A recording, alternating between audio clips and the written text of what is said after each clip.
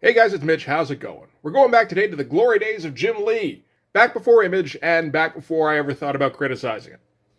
We're taking a look today at X-Men number 4. So just before we get into it, if you enjoy the channel, if you feel like you might want to help out a little bit, go subscribe on my Patreon. Links are in the description, gives you early access to everything I do, helps out the channel, and helps to buy new comics. So this, of course, is after Jim Lee's run on Uncanny X-Men when him and Chris Claremont moved over to the new X-Men title that was making all the money. And then after 3 issues, Chris Claremont got dumped. Probably because Jim Lee was sick of drawing around word balloons. So what did they do? They brought in John Byrne to ease Jim in to this new venture that he was doing. Of course, Jim wouldn't stick around very long because he had to go and start another company with like Rob and Todd and them. But in the meantime, we're going to get a kind of aimless and confusing storyline. So let's just get into that. So starting off with the cover, this is probably a pretty famous cover at this point. This is the issue, of course, where Wolverine goes back to the old costume. He was in the brown and yellow right up until the issue previous. And we get kind of a, honestly, kind of brainless shot of, 3 of the X-Men who are going to be heavily featured in this comic. Probably 3 of the ones that people figure are the most popular. Odd focus on, primary colors on this cover. The whole thing with red, blue, yellow on this is pretty garish. I guess it kind of stands out, and I mean, everybody was buying this comic back in the day, so no one was going to complain or anything, but it's ultra cartoony with the color scheme. And it's whoever did the colors decided to highlight it instead of trying to subdue that a little by making Wolverine and Jubilee's hair even more blue than usual. And we got the hand of Omega Red in the front here. This is the first appearance of that guy.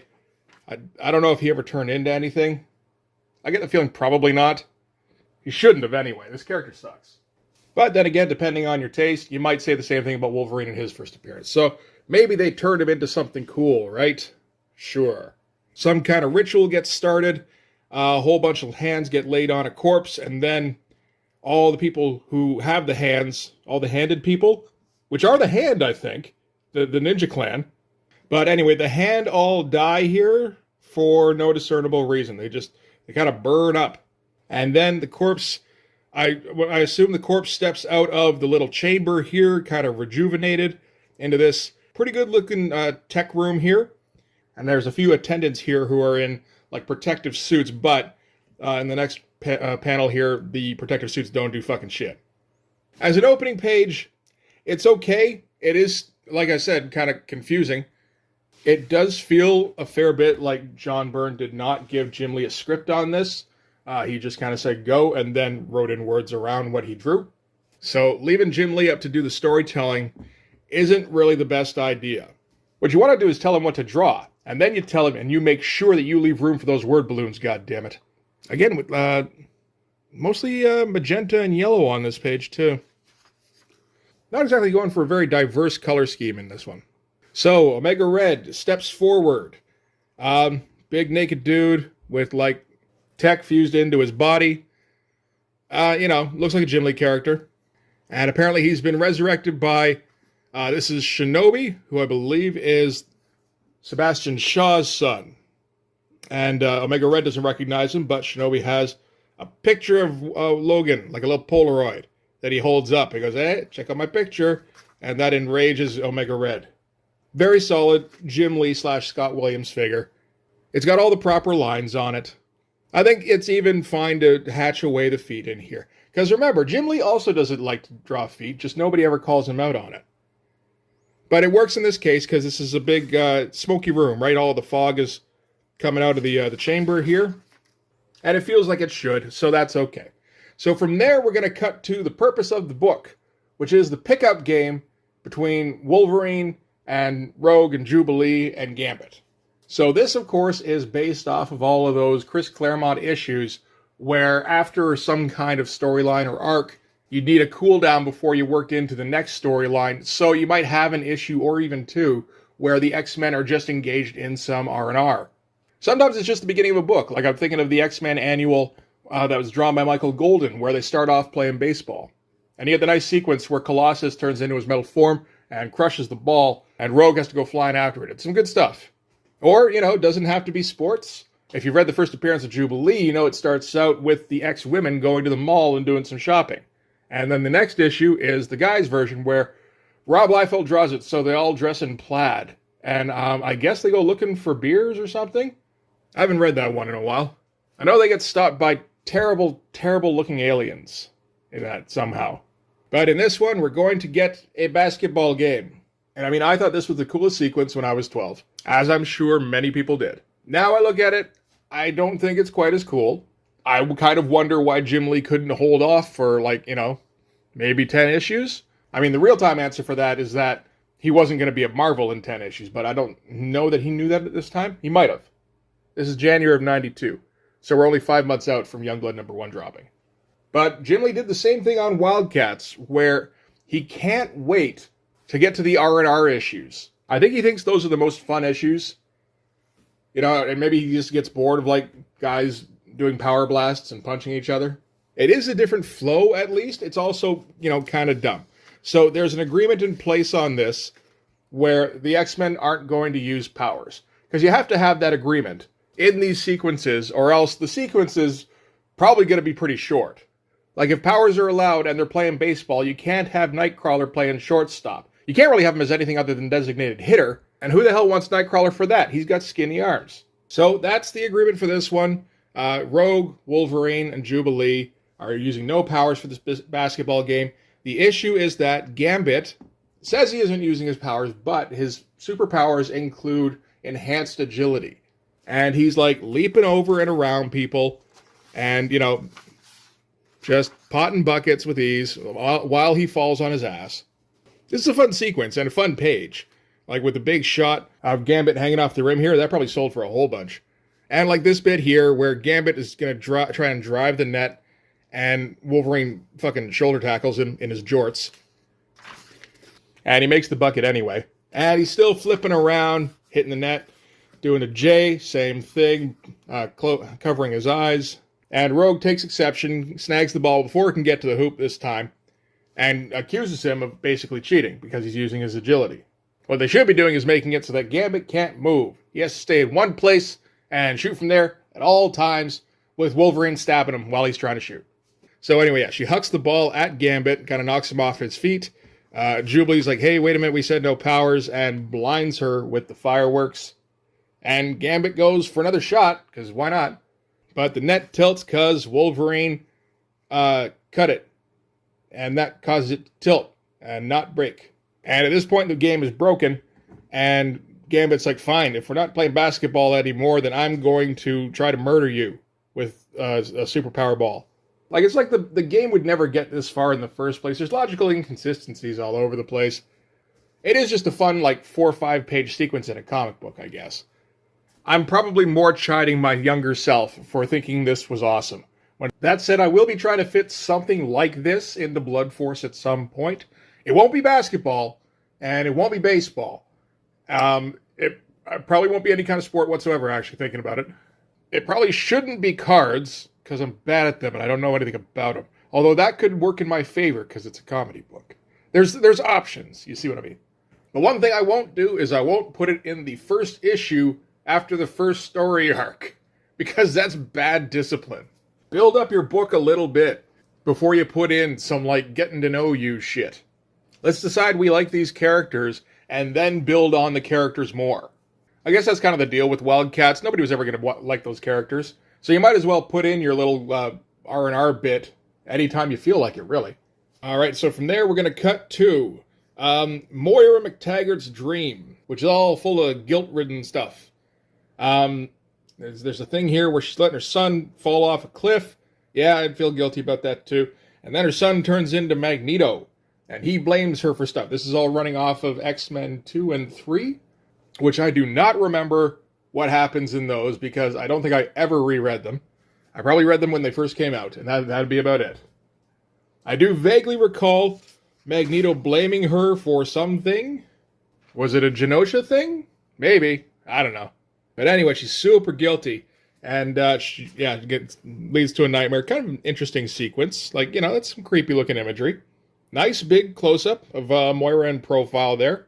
This is the kind of stuff, honestly, I don't even look at the drawings so much, because, this kind of stuff is easy peasy, right? Just, straight-on shots of Magneto and Cyclops, Yeah, just like really regular stuff for Jim Lee for the most part. I'm looking at the inking because like there's just so much nice rendering going on, like up in here. And I mean, this is tough stuff to render correctly if you're not some superstar artist and you don't know which lines to put on a woman's face to make it more dramatic without making her look like a crone.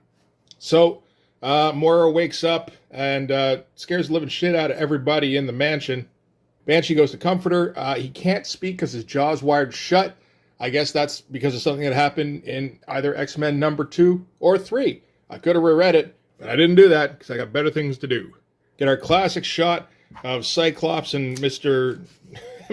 Xavier. Come on, man. Coming into the room with the slight Dutch angle. It is a nice shot. I feel like that got reprinted fairly often.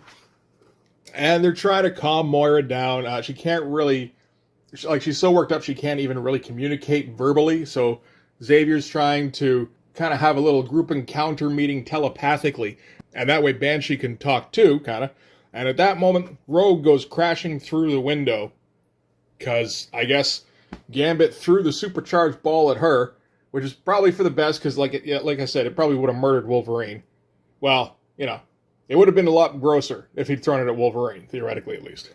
And that's too much for Moira, and she goes scampering out of the room, and Sean gives Rogue a dirty look. You better watch out, Rogue. That guy's NYPD. Why is he wearing an NYPD t-shirt? Like, I get that, you maybe want to put people in more than just a single color t-shirt. NYPD's a bit of a weird choice, it feels like. All right, now we're cutting to Fenris. So this is the brother-sister team who, I think when they join hands, they do Power Blasty stuff, if I recall correctly. I think that was from way back in X-Men number 200, the Trial of Magneto. And girl Fenris, do they name them individually here? Oh, Andrea von Strucker. I forgot they're the von Strucker kids. Seems to be wearing the outfit that inspired Una Zero's outfit in Doom Force. Like, honestly, these could be Una and Count Zero. Unless Jim was just trying to sneak an Image Eye into a Marvel book. That could be the case, too. But yeah, that whole outfit is fucking ridiculous. So they're teamed up with Shinobi in the whole thing to get Omega Red up and running. In order to become the Upstart Dominant. Whatever that means. I know the Upstarts is a group. So that's like a villain group. I guess that's probably linked to that. So back to, I guess, the game, as Gambit is trying to romance Rogue while she's prone on the floor. That's when Gambit does his best romancing. And Scott figures she's not interested, probably because she's flipping somebody the bird. I assume it looks like she's flipping Scott the bird, but maybe not. And Gambit leans in for a smooch. Rogue first kind of looks, like pissed, then coy, then smiles, and then when he gets too close, she punches him in the face. So remember, kids, when it comes to women, no means no, yes means no, but if I tuck the bill of my cap and dust my hands thusly, it could perchance mean maybe if you're cute. And they're just going to do like a whole, this is the next step in the flirting between Gambit and Rogue. Is this also the first step in the flirting between Gambit and Rogue? I'm trying to remember if they've flirted before. I feel like they have not, maybe. Yeah, no, this does feel like the first steps for that. So they call the game, and Logan shows that he could have won at any time as he, hits a basket without looking behind the back. Kind of a funny line here where he says, I need more motivation, like maybe a case of beer at stake. John Byrne does get a couple of funny lines in here. I'll give him that. The overall story is ridiculous, but that's okay. A little bit more here with Banshee trying to comfort Moira and failing miserably. And then cut back to Gambit. He's going to take Rogue out on the town. So for the occasion, he's got his bike out, and he's dressed like a fucking scumbag. I guess this is supposed to be his cool look, but I don't know, just something about it. It might just be the size of the hair. Just no, I'm not a fan of that. It's a good shot of a motorcycle, at least. And Rogue steps out, and she's in her fancy dress, and she's, going out on the town, kind of taking the opportunity to dress up. Very nice-looking dress. I think we've seen this a couple of times out of Jim Lee, where he does seem to have an interest in fashion sometimes. Not when it comes to designing superhero costumes, because most of the costumes he designed are fucking ugly. But women's dresses and shit, yeah, he can do that shit. And get a little screen tone for the pattern on the undershirt here. It all looks very nice. Like, we've seen Jim Lee draw Hot Rogue several times. Savage Land comes to mind. This feels like the first Jim Lee one where it's like, hey, look, she's so pretty. So Jubilee and Logan are going to try to tag along because we need more people for the sequence that's going to happen next. And Beast also gets in on that, because why not? We haven't seen Beast for a little while. He doesn't do anything so far. You kind of got to wonder why he got chosen for this particular team book. Because, like, I assume Jim Lee went, okay, I want this guy, this guy, this guy, because these are the most popular guys, or these are the guys who are the most fun to draw. I don't feel like he has any more fun drawing Beast than, like, anybody on the team, really. Most of the stuff you want to get Beast to do that would look cool, you'd do on Wolverine, where he's, like, snarling and, like, all hunched up and shit. So, anyway, Gambit takes off on the bike, and Beast, Jubilee, and Logan follow in a Jeep. That's all fine. And then we get a bit where Moira is leaving the X-Mansion, and she can't be persuaded otherwise. She still hasn't explained what she's feeling guilty about.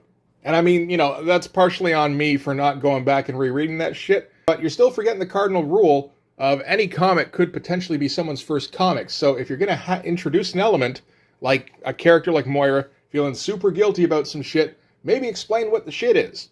All right, cut back to Gambit, and all of them riding down the road here. Gambit comes up first, and there's a wire stretched across the road. And again, Rogue looking all pretty in her shawl. Look at her go. That's the last we're going to see of Rogue looking pretty, because she gets clotheslined by the wire here. Gambit ducks out of the way. Again, his super agility working in his favor. And then, here come the Acolytes, or Upstarts, or some group, one of these new groups, that attack the X-Men. They blow up Gambit's bike while he's still on it. Kind of a decent shot. And then when they're recovering among the rubble, which is another good shot, actually. Like, nicely composed. Bit of a Dutch. And, you know, Gambit in the foreground, Rogue in the back here, but separated just enough so you don't get any weird crossover. And then a couple of tentacles come out and choke out Rogue and Gambit. So we're going to go hentai on this, I guess. And then a bunch of ninjas leap out of the trees on the Jeep. Maybe they're the Hand. Maybe not, actually. Probably not, thinking about it. And the X-Men, you know, I don't know, they're fighting them. Jubilee gets shot by one of them here.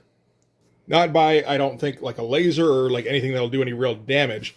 It comes up in a second that it seems like she gets tranquilized. And then the Jeep crashes, and the guys who are attacking them, who haven't yet been named, celebrate because they won. And then the X-Men emerge from the rubble. And Wolverine's in his new suit. How did he fit those shoulder pads under his jacket? That's impressive. That's some flash ring shit there. And yeah, decided to get his old duds out of storage without saying anything. I feel like if Chris Claremont had written this, he would have put in an explanation for why he switched back to his yellow and blue stuff. Oh well. Cool shot of him digging into the ninjas here.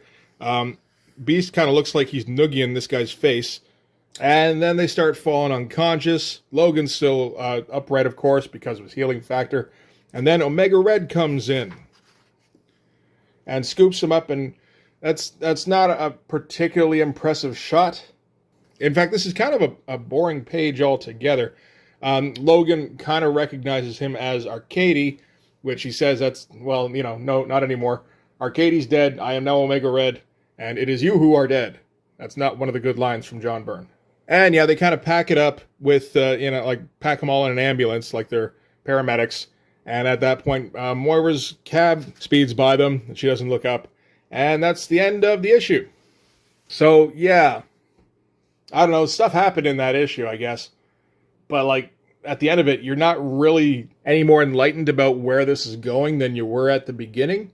I feel like if you want to introduce a new villain, like Omega Red, I don't know, you got to do a bit more to keep him interesting. Like, we only saw him at the beginning where he just wakes up, and then at the end here where he chokes everybody out like it's no problem. And there was no real build-up in between. Like, if you'd even had, like, where the X-Men were fighting the ninjas or something, and then you do like a quick cut to, like, the silhouette of Omega Red stalking the crash or whatever, you know, to kind of, like, increase some tension a little bit. That would have been something, I suppose. Instead, you just kind of get him pop out and go, hello, I win. and then everything disappears. They're going to build on it in the next one. It's not like we're never going to find out who Omega Red is. It's just when you don't really feature the guy in your comic, you're kind of hoping that the kids just think Omega Red looks cool. And I don't particularly think he does. Other than that, he's a Jim Lee character. So you're just kind of hoping they go, Jim Lee drew it. It's cool regardless. Much like many of these classic Marvel tees. There's not too many of these I can imagine that would actually look really good as a t-shirt. Like a couple here and there, like maybe the Spider-Man, the Captain America one here, I think. This one here, like this image is just like way too fucking big. And you get like the flames all going up and down the arms. I feel like it might not even do that, but I don't think I ever saw anybody wearing one of those t-shirts. Anyway, that is going to do it for X-Men number 4. So yeah, kind of a flailing in all directions kind of mess. Really the only reason to buy this issue back in the day was the pickup game. And even that's not as good as I remember it. And this issue is a little bit more expensive than the ones around, I assume, because this is the first appearance of Omega Red. It's not very much more expensive. It's like $3 or $4 more expensive, but that's what Omega Red gets you. Anyway, fun stuff to hit. A lot of tropes in here to make fun of, and I plan to do so. Maybe sometime around Blood Force issue 9 or 10. So stay tuned for that in 2027. We'll check out the rest of this little run in the meantime, though, up till I think it's issue 7, including the next issue, which has another one of just the all-time great Jim Lee covers. But for this one, anyway, that's going to do it. Thanks very much for watching. If you like this video, please hit like, hit subscribe, hit the notifications so you know when the next one's coming out. Go over and subscribe on my Patreon. It gives you early access to everything I do, from the Blood Force stuff to the YouTube videos before they get uploaded to YouTube, as well as some Patreon-exclusive content. You can follow me on Instagram and DM me there for commissions, and you can join the Blood Force Discord server, which is still growing. Check it out now. Get in on the 90s Ashcan Challenge, which is, we're starting to see some results in that, and there's some pretty fun stuff flying back and forth. Anyway, yeah, you might want to take a look at that. But, like I said, that's going to do it for this one. Thanks again, guys. I'll see you in the next one. Bye-bye.